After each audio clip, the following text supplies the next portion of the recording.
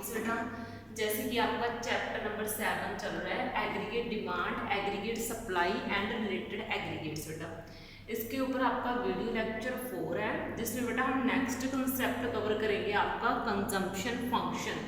ये consumption function होता क्या है? देखो बेटा, कंजम्पशन फंक्शन का मीनिंग है कंजम्पशन की इनकम के साथ रिलेशनशिप, यानी कि कंजम्पशन को इनकम के साथ जोड़ना और इसके अलग अलग जो हैं स्टेजेस को काउंट करना, ये होता है आपका कंजम्पशन फंक्शन। यानी कि house hold consumption expenditure, house hold यानी कि हम जैसे आम लोग जो कंजम्पशन यानी कि जो भी चीज़ों का हम यूज़ करते हैं उनके ऊपर जो भी खर्च करते हैं वो एक इम्पॉर्टेंट कंपोनेंट होता है किसका? इकोनॉमी का। It is direct related to the level of income, यानी कि जो इनकम के लेवल के ऊपर डिपेंड करता है। जिस पर्सन की जितनी इनकम होगी वो उतना ही जो है इकोनॉमी में खर्च करेगा। तो आगे है higher income related to higher consumption. ये देखो, जितनी ज़्यादा इनकम उतना ही कंजम्पशन का लेवल ज़्यादा, यानी कि higher income related to higher consumption. The relationship between consumption, C means consumption and Y means income, इन दोनों के बीच का जो रिलेशनशिप होगा वो आपका होगा कंजम्पशन फंक्शन। अब ये आपका टेबल है, इस टेबल में 3 लेवल्स हैं, उन 3 लेवल्स को आपने समझना है। सबसे पहले मान लो किसी पर्सन की इनकम कुछ भी नहीं है, ज़ीरो इनकम है, लेकिन उसका कंजम्पशन ज़ीरो नहीं होगा, क्योंकि उसको लाइफ को स्पेंड करने के लिए नेसेसरी नीड्स तो चाहिए, चाहे उसके पास इनकम हो चाहे ना हो, लेकिन जब उसको अपनी नीड्स को पूरा करना है तो कहीं से भी वो करेगा कंजम्पशन, तो वो करेगा। खाने पीने वाली चीज़ें चाहिए उसको, पहनने के लिए कपड़े चाहिए, है ना, ये छोटी मोटी चीज़ें जो चाहे वो हाई ब्रांड की ना खरीदे, किसी से पैसे ले, कैसे भी खरीदे, लेकिन वो उसकी कंजम्पशन तो करेगा। इसलिए कंजम्पशन कभी किसी पर्सन की ज़ीरो नहीं होती।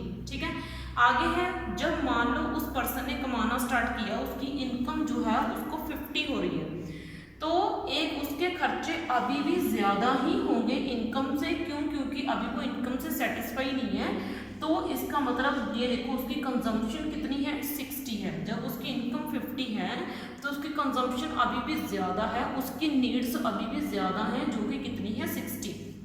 अब उसके बाद थर्ड लेवल आएगा। एक लेवल ऐसा आएगा जिस लेवल में वो अपनी इनकम से सेटिस्फाई हो जाएगा, जितनी उसकी इनकम है उतने ही वो खर्च कर रहा है, यानी कि वो इम्बैलेंस क्रिएट नहीं कर रहा, यानी कि अनइक्विलिब्रियम नहीं आ रहा। ऐसा नहीं है कि उससे खर्चे ज़्यादा या इनकम कम है। एक लेवल वो आ जाएगा जिसके ऊपर वो अपनी इनकम से सेटिस्फाई हो जाएगा।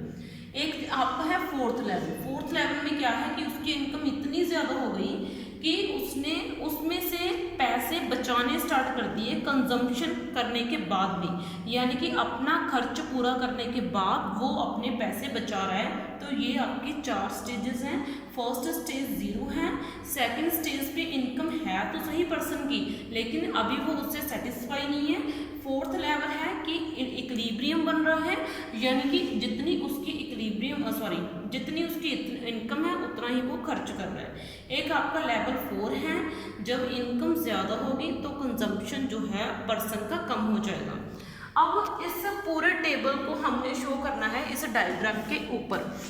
ये मैंने सबसे पहले एक ग्राफ बना दिया, जैसे मैंने आपको दिखाया हुआ है, ग्राफ बनाना सिखाया हुआ है। यहाँ पे एक्स एक्सिस होता है और एक्स एक्सिस की तरफ आप इनकम को लोगे, और ये है आपका वाई एक्सिस, वाई एक्सिस की तरफ आप कंजम्पशन को शो करोगे। और ये जो लाइन है, ये लाइन 0 से स्टार्ट होती है और सीधी जाती है अपवर्ड। अब इसका मीनिंग क्या है लाइन का?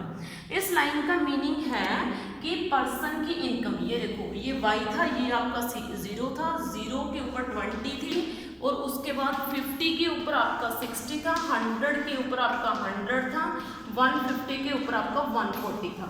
अब इनकम ये देखो धीरे धीरे बढ़ रही है। जब जब उसकी इनकम बढ़ेगी तो कंजम्पशन भी तो देखो बढ़ ही रहा है। इनकम 0, कंजम्पशन 20, इनकम 50 हुई, कंजम्पशन बढ़ गया 60 हो गया 20 से। अब इनकम 100 हुई तो ये कंजम्पशन और बढ़ गया, 60 से 100 हो गया। अब उसकी इनकम 100 से 150 हुई तो कंजम्पशन और बढ़ गया, 150 से 140। तो इस तरीके से ये देखो, जब एक चीज़ इतनी है तो ये मान लो इनकम इतनी है, ये है इतना पार्ट, इनकम इतनी है तो उसका कंजम्पशन इतना है। समझ में आई बात मैंने क्या बोला।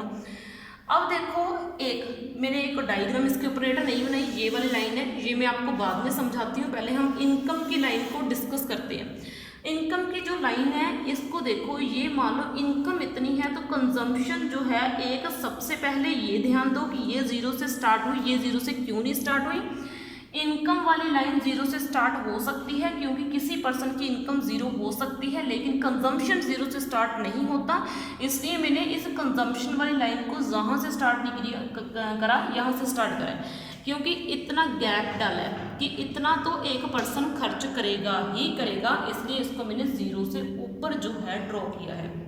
अब क्या हुआ, अब उसके बाद मान लो पर्सन की इनकम बढ़ गई, जब पर्सन की इनकम बढ़ेगी तो कंजम्पशन का लेवल भी ये देखो ऊपर जा रहा है, ये कब ऊपर जा रही है, ये देखो, ठीक है, नीचे से ऊपर की तरफ देखो, इस तरीके से ऊपर जा रही है। जैसे जैसे इनकम की लाइन ऊपर जाएगी कंजम्पशन की लाइन ऊपर जाएगी, लेकिन इनकम की लाइन नीचे है, कंजम्पशन की लाइन ऊपर है, इसका मीनिंग अभी भी इतना डिफरेंस है आपकी इनकम में और कंजम्पशन में, यानी कि इतना फर्क आ रहा है किसमें, इनकम में और कंजम्पशन में, यानी कि आपका कंजम्पशन ज़्यादा है और इनकम क्या है, कम है।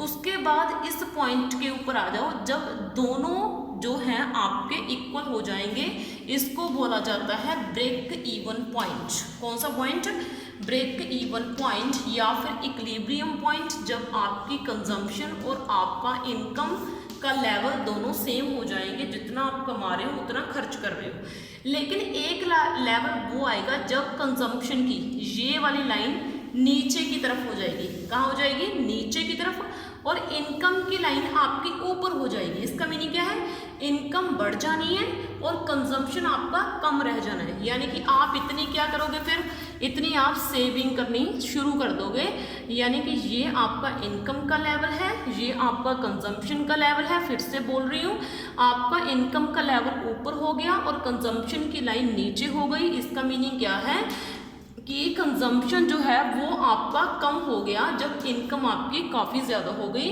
तो इसमें से आप 10 रुपीज़ बचाने क्या कर देते हो, स्टार्ट कर देते हो, और इनकम और कंजम्पशन के बीच ये जो डिफरेंस आता है ये आपका शो करता है सेविंग को। यहाँ पे नो सेविंग है, ठीक है, यहाँ पे सेविंग शो होती है और यहाँ पे क्या है, सेविंग बिल्कुल 0 है। समझ में आई बात। तो इस वीडियो में इतना ही बेटा, बाकी नेक्स्ट वीडियो में थैंक यू।